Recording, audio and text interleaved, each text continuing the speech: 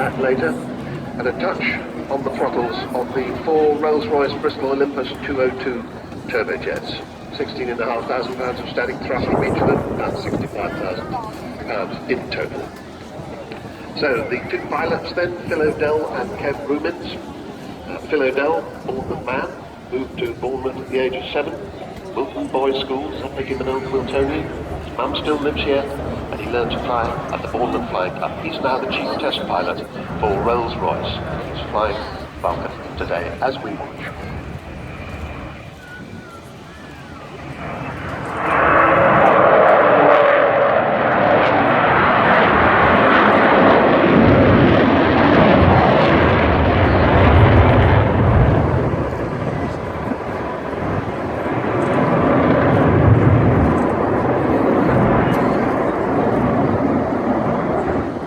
A little spiral climb there, and she'll be coming back down again. One of the problems with Vulcan, and particularly in this format, she's lost so much weight since she left the Air Force with all the military equipment. And I should say also the removal of 2 navigators makes quite a big difference to the way an aeroplane speaks of its navigators, so I'm allowed to say that. Anyway, there she is with her wheels down. She's not intending to land anywhere very near here, but we do get to see her with the wheels down. She has 18 of them, 16 on the main undercarriage and 2 on the nose wheel. And as she comes by the next time, I expect to see the gear coming up. She's making a sort of an approach as if she were coming into land, but then to make it into a go-around. The RAF's had Vulcans since 1956. They were designed to carry the British nuclear deterrent. This was one of the aeroplanes that protected us against the awful possibility of nuclear holocaust. We did really believe this.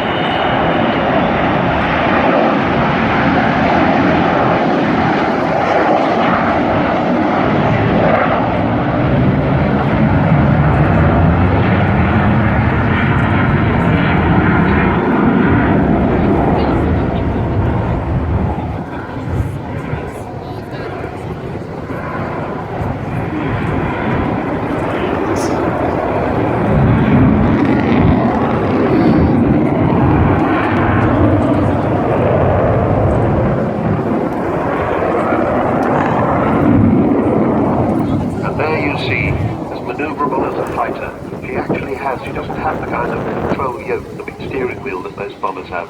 She has a fighter control column for each of the pilots, and she really is extremely agile. The test pilots used to roll her at the Farnborough Air Show.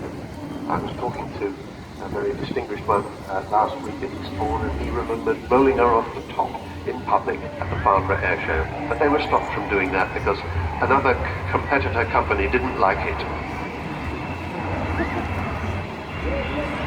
There are the bomb doors opening. The bomb bay is open.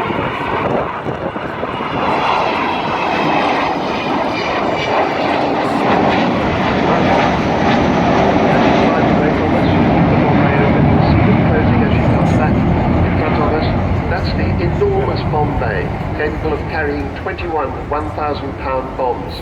And indeed, that was the bomb load that A. Vulcan carried all the way down to the Falkland Islands in 1982. It was the longest bombing raid in history, and she dropped all 21 of those 1,000-pound bombs on the runway at Port Stanley, then occupied by the Argentines. Hit the runway with 2 of them. That was par for the course. These are basically wartime bombs, no guidance, no clever stuff there. They were just dumb bombs, and you expected to hit. If you hit with 2, that was the object achieved. That's why you took so many, and in fact it did knock the runway out for a while. Possibly more importantly, told the Argentines that if necessary, the RAF could reach their mainland. So as she comes back in front of us, you'll see the bomb bay closing. All it carries now is the names of hundreds of people who contributed to keeping Vulcan in the air.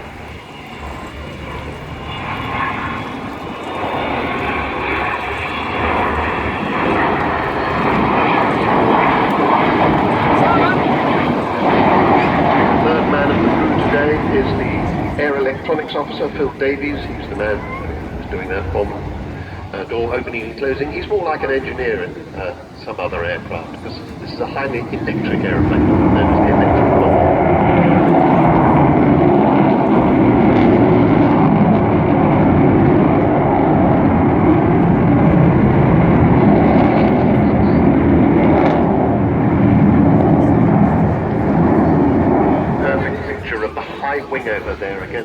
clouds. What a beautiful backdrop to have this wonderful aeroplane displaying in front of us. But, as we say, this is going to be the last time she will display here. And why is that happening? Well, 3 technical authority companies will finally bring her flying life to a close. BAE Systems, Rolls-Royce and Marshall Aerospace. They've decided they can't continue to support her after this season, and without their support she loses her civil permit to fly. She becomes illegal. It's nothing to do with funding nor about the supply of parts.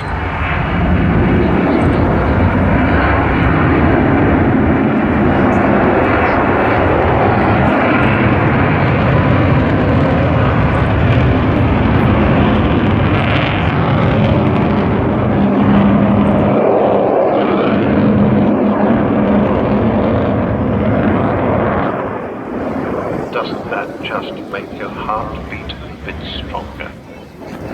So, we're almost at the end of the display. She's still being enjoyed by more than 3 million people every year.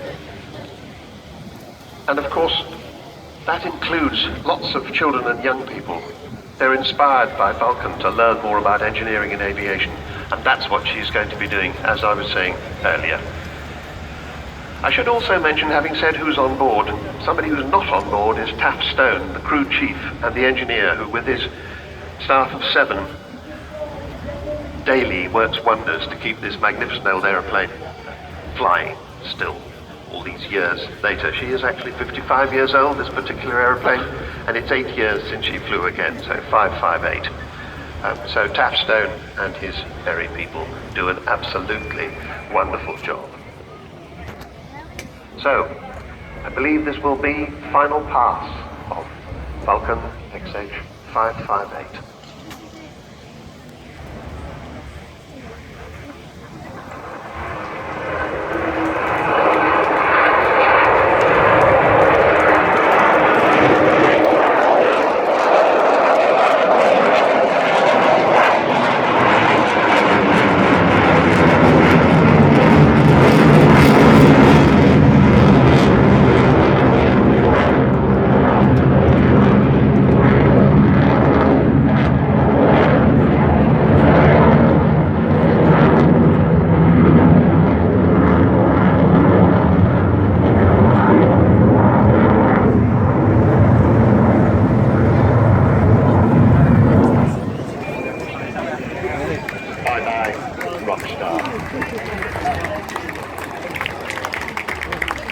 As the great Dr. Seuss said, that wonderful man who wrote The Cat in the Hat and How the Grinch Stole Christmas, he wrote, "Don't cry because it's over. Smile because it happened." Or if you can't manage that, perhaps a little smile through the tears would be appropriate. Please don't forget, go and see the Vulcan to the Sky Club folks. They're halfway between the 2 piers. Look for the big red double-decker bus. Do go and see them. Find out all about how you can continue to support Vulcan for the rest of her final season. Thank you so much for your amazing, wonderful support so far. Please do go and see them. If you can't go and see them, then vulcantothe.sky.org. Vulcan to the Sky, all one word, .org is the website. So, Sean, thank you.